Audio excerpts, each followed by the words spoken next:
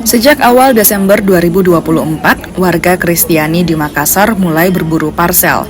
Parsel yang biasanya digunakan sebagai bingkisan Natal kian banyak dicari, apalagi jelang puncak hari Natal. Sejumlah toko penyedia parsel Natal pun mulai ramai dikunjungi warga. Jumlah pesanan parsel perlahan mulai meningkat tajam. Diprediksi pesanan akan mencapai puncak beberapa hari jelang Natal. Peralatan elektronik seperti air fryer dan mesin pembuat kopi banyak dipesan. Barang tersebut dinilai lebih awet dan bisa digunakan untuk kebutuhan sehari-hari di dapur. Untuk di S-Hardware menjelang Natal dan Tahun Baru ya, kita itu selalu menyediakan parsel.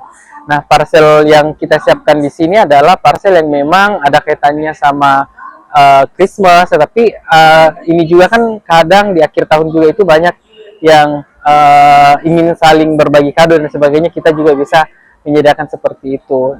Nah, untuk yang parsel yang kita siapkan ini memang ada parsel yang kita sudah desain sendiri, tetapi yang lebih banyak dicari dari customer kita ini adalah yang mereka yang custom, mereka sendiri yang pilih barangnya, kemudian nanti dari tim kita yang akan melakukan pembungkusan parsel, kemudian di-display sesuai dengan keinginan dari customer. Dan jasa parsel yang kita sediakan di sini itu semuanya free untuk kita kasih ke customer.